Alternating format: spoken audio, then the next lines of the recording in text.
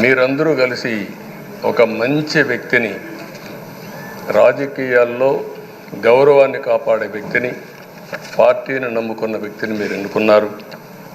ఈరోజు మనందరం కూడా గుర్తుపెట్టుకోవాల్సింది, ఇక్కడికి వచ్చినప్పుడు అవతల పార్టీ వాళ్ళు కూడా మనం ఎగతాళి చేయాల్సిన అవసరం లేదు. ప్రజలు పనిష్మెంట్ ఇచ్చారు. ఇదే హౌస్లో నేను చూశాను. 23 సీట్లు మాకు వచ్చాయి. నేను బాధపడ్డాము. కానీ ప్రజాస్వామ్యాన్ని గౌరవించాలనే ఉద్దేశంతో ప్రజాస్వామ్యుతంగా పనిచేశాం. 23వ తారీఖు ఎన్నికల రిజల్ట్స్ వస్తే దాన్ని వక్రీకరించి 23వ తారీఖున దేవుడు రాసిన స్క్రిప్ట్ ఇది, మీకు 23 సీట్లు వచ్చాయని మాట్లాడారు. ఇప్పుడు నేను అడుగుతున్నా, కూటమికి 164 సీట్లు వచ్చాయి. 1, 6, 4 కూడుకుంటే 11 వస్తుంది. రాష్ట్రంలో దగ్గర 1631 రోజులు అమరావతి రైతాంగం ఆడబిడ్డలు ఉద్యమం చేశారు. ఆ 4 నెంబర్లు కలుపుకుంటే 1, 6, 3, 1 కలుపుకుంటే 11 వస్తుంది. అంటే ఇది కూడా భగవంతుడి స్క్రిప్ట్ అయినా కూడా నేను మాట్లాడడం లేదు, నేను కామెంట్ చేయడం లేదు. ఈరోజు ఉంటే వాళ్ళకు కూడా అర్థమయ్యేది. వాళ్ళు ఉండకుండా పోవడం అనేది వాళ్ళ పిరికితనం తప్ప ఇంకోటి కాదని చెప్పి కూడా నేను మీకు తెలియజేస్తున్నా. అయితే నేను ఇక్కడుండే సభ్యులను కూడా మిమ్మల్ని కోరుతున్నా, మనం ప్రజా సమస్యలపైన దృష్టి పెట్టాలి తప్ప వీళ్ళ మీద కాదని చెప్పి కూడా నేను మీకు తెలియజేసుకుంటున్నాను. ఆ రోజు పవన్ కళ్యాణ్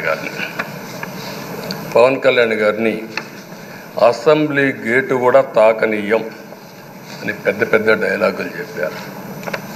21 సీట్లలో పోటీ చేస్తే 21 సీట్లని గెలిపించారు.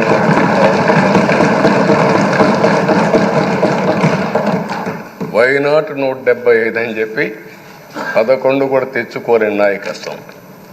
అంటే ఏ విధంగా మాట్లాడారు అనేదానికి ఇది ఒక ఉదాహరణ. ఆ రోజు పవన్ కళ్యాణ్ గారు చాలాసార్లు, నేను కూడా నాను, బయట చాలామంది అభినందించారు. ఎక్కడ తగ్గాలో తగ్గడం, ఎక్కడ గెలవాలనో గెలవడం నేర్చిన వ్యక్తి పవన్ కళ్యాణ్ గారు. ఈరోజు మనందరం కూడా గుర్తుపెట్టుకోవాల్సింది, రాజకీయాల్లో సుదీర్ఘమైన రాజకీయాల్లో ఉన్నాం. మొత్తం కలిసి 16వ సభ.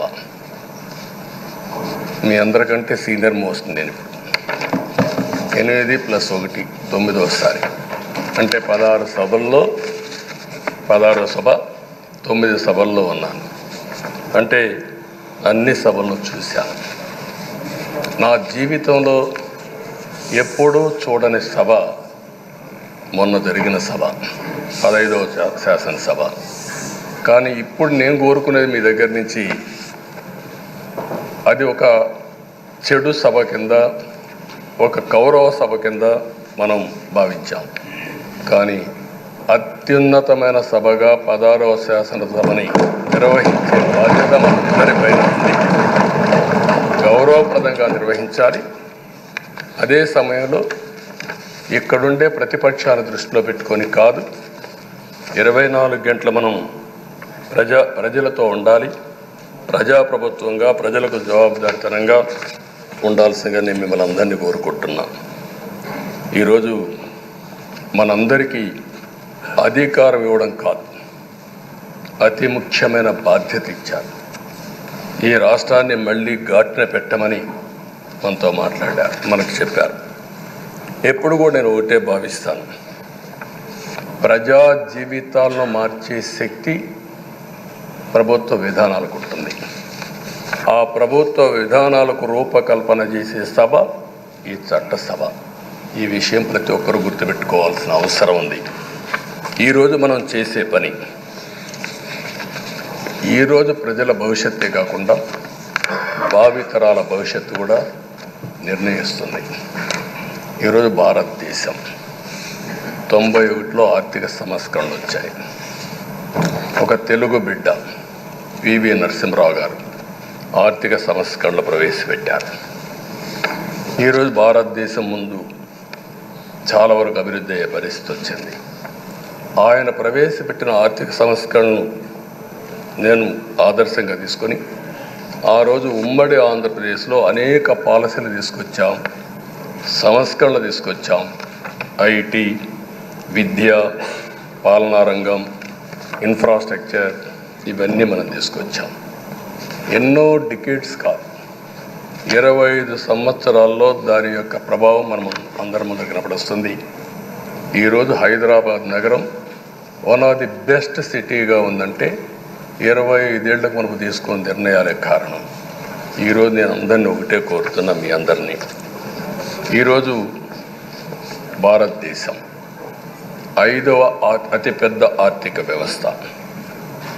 ఇంకొక 4-5 సంవత్సరాల్లో ఎన్డీఏ ఆధ్వర్యంలో 3వ అతిపెద్ద ఆర్థిక వ్యవస్థగా తయారవుతుంది.